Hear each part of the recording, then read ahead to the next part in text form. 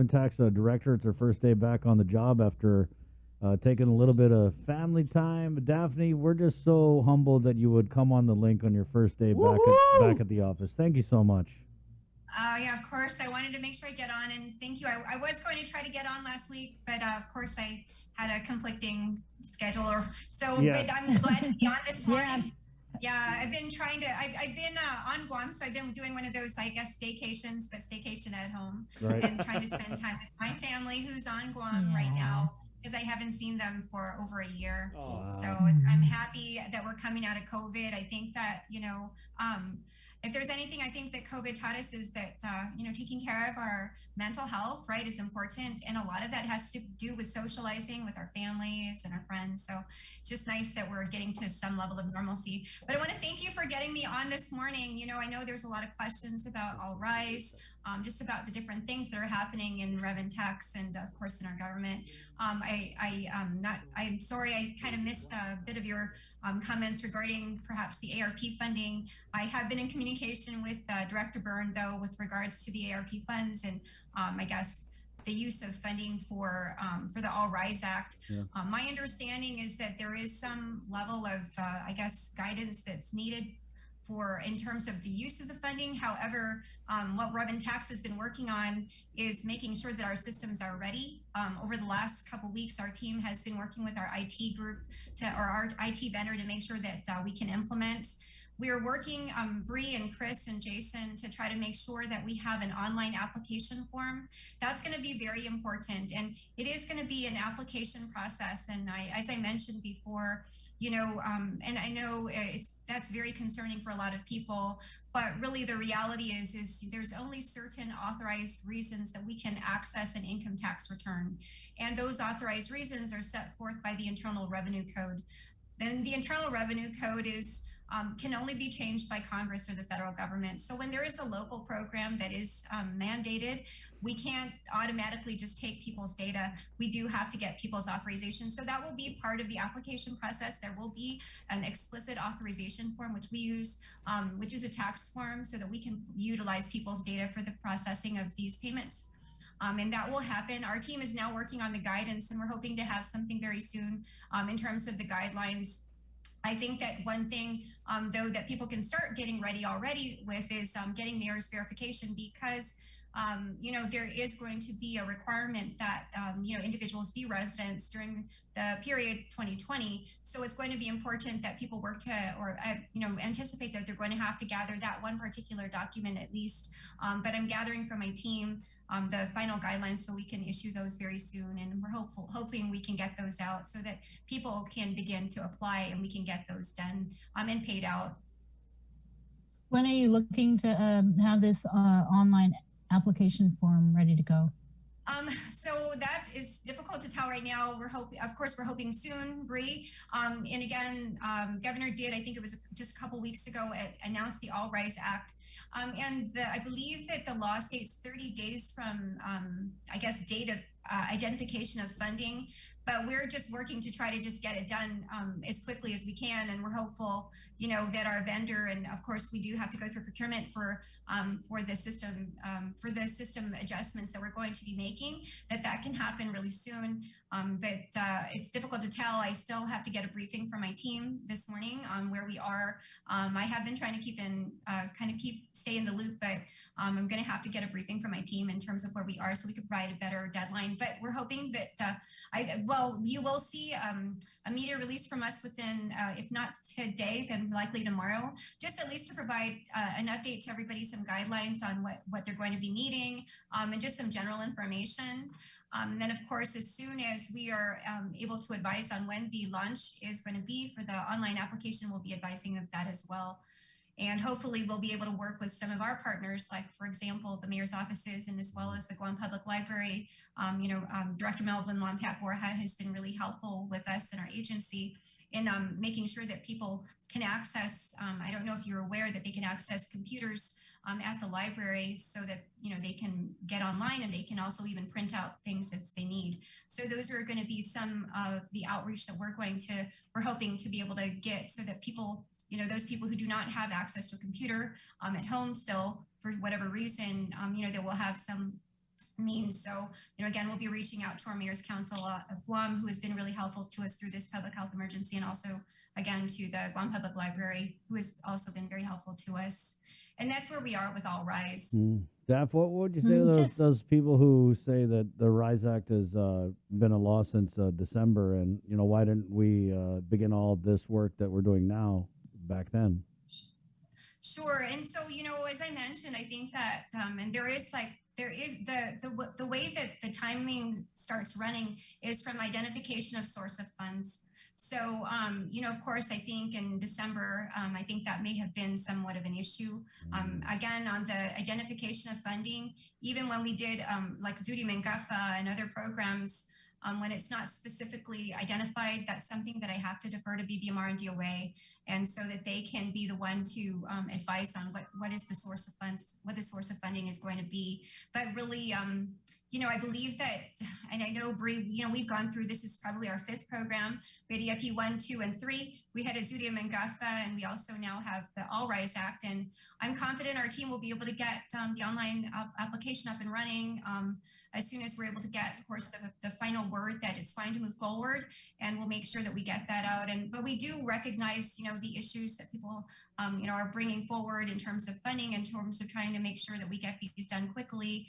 And we've been running other programs as well and trying to get those payments out so that we can make sure that people do have money in their pockets. I think in EIP 3, we've already paid out as of June 10 to over $210 million in EIP 3 payments. So, that's a huge amount of money. That's over 80,000 between checks and direct deposits that have been made. And what we're seeing now, Bree, is that at least for the last check run that we did, over 10% of the payments were made by direct deposit. So we're seeing people really avail of the direct deposit and embrace it. And that's great, because then, we don't have these, hopefully we can reduce the long lines. The other thing that we've been doing and working to process and get payments out of is refunds. And so we just did do the media release yesterday. We're up to March 17, and we have been able to get those out. And our team is really, they work 6 days a week so that we can make sure that we get out these refunds, because we want to get them out as quickly as possible.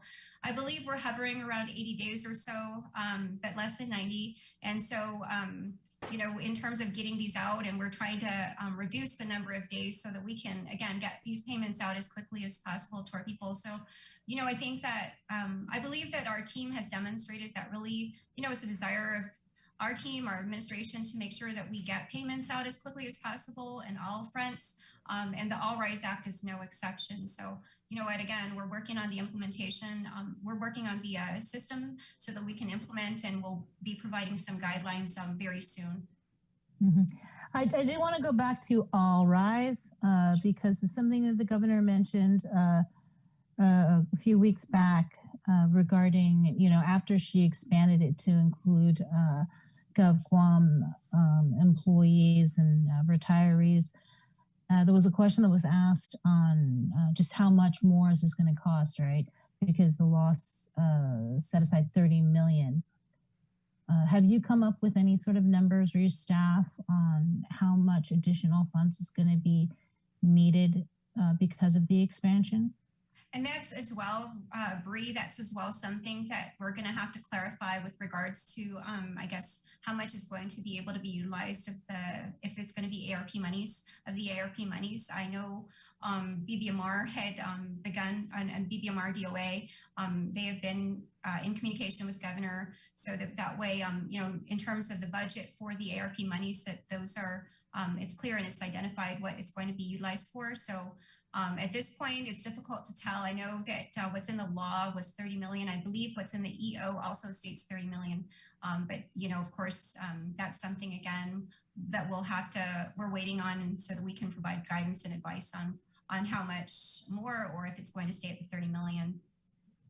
Right. Yeah, because the governor kind of indicated, well, the law said 30 million it is.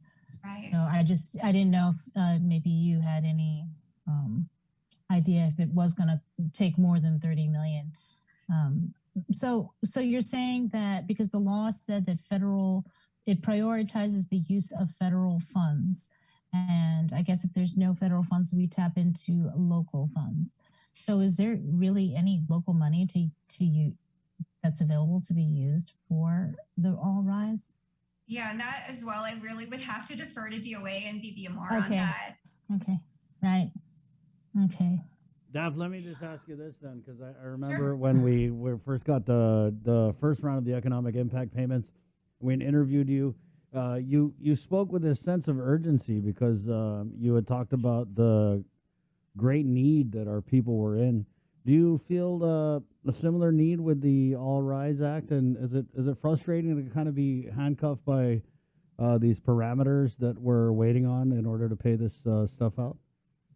Well, so what I do know is that even though, of course, we've advised that we're waiting on these guidelines, our team has been moving forward with just trying to make sure that we're ready.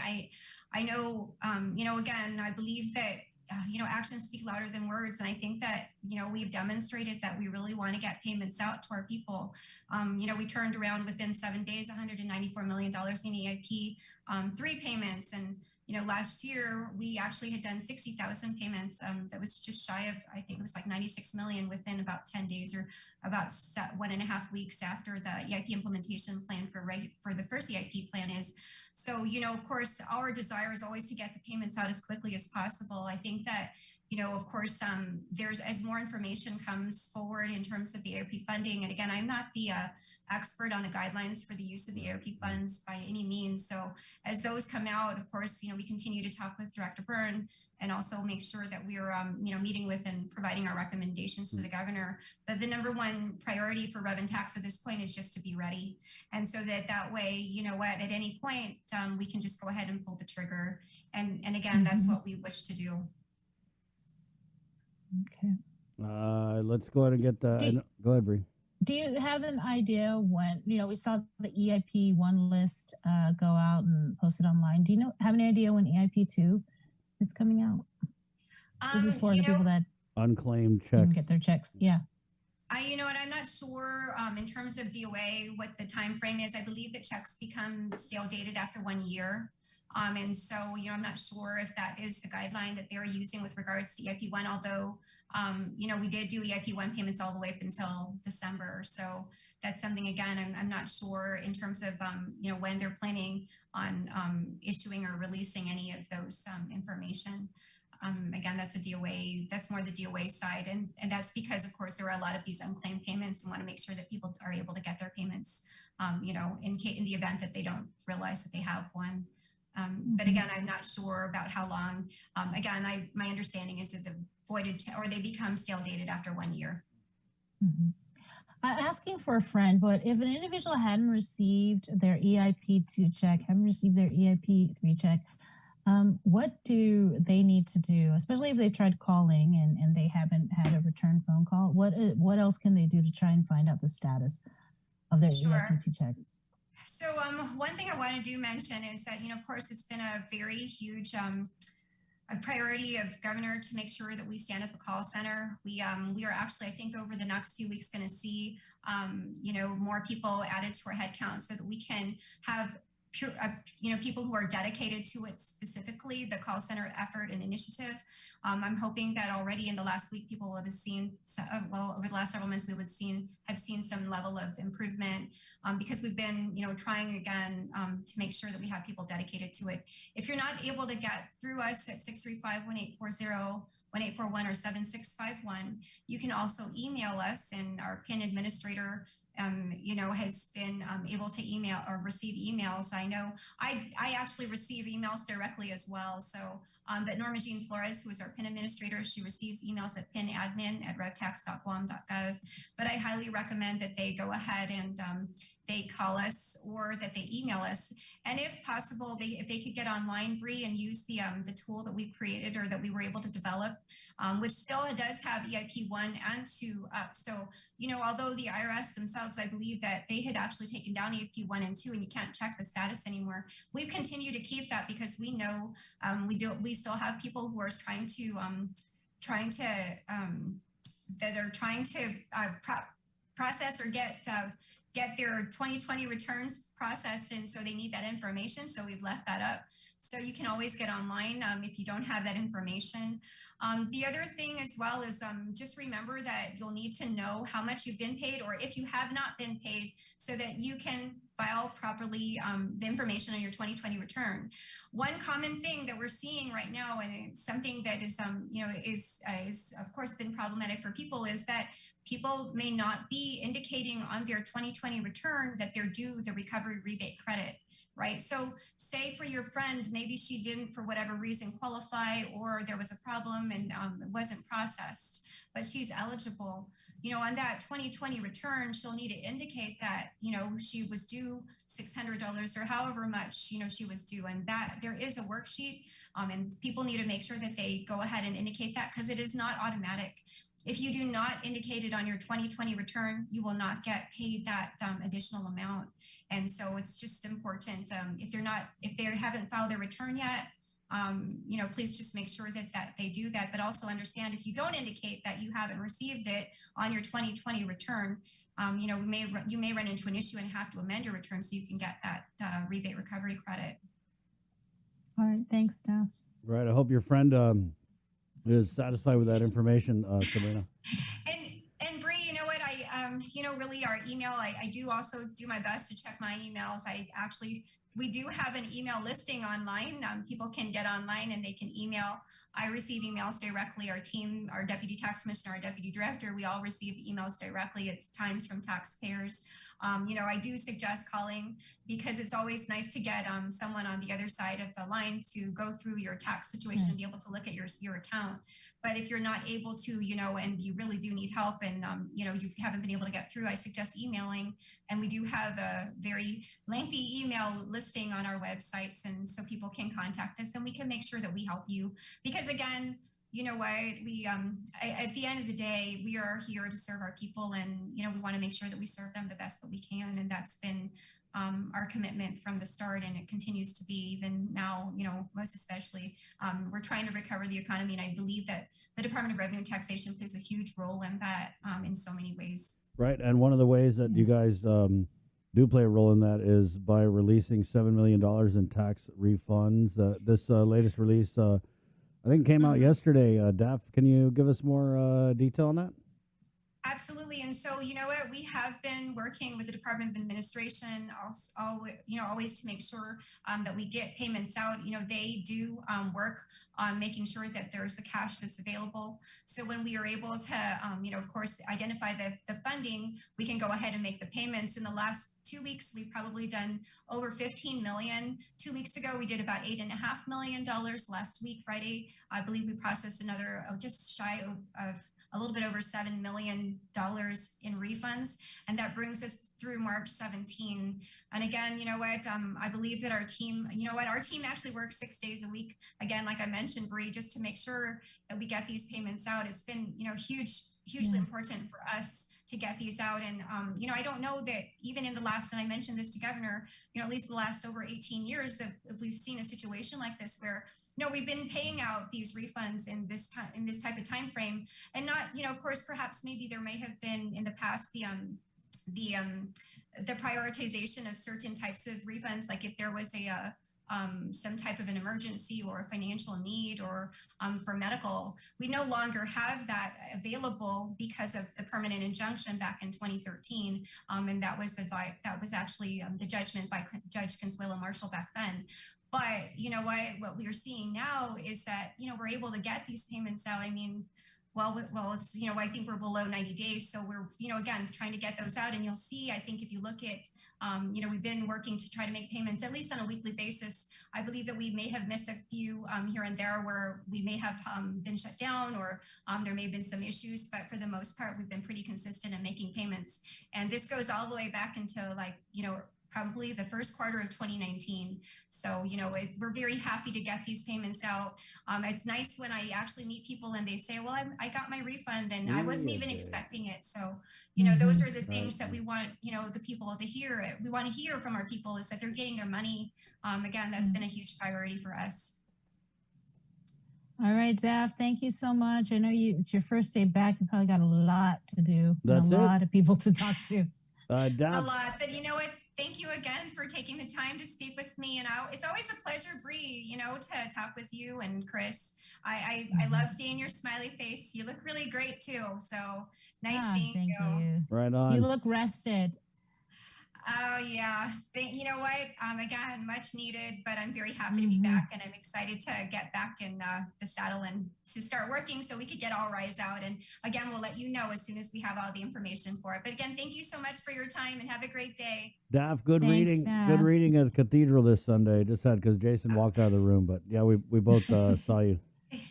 I'm on schedule for the month of June, thanks to Auntie Lulu over at the cathedral.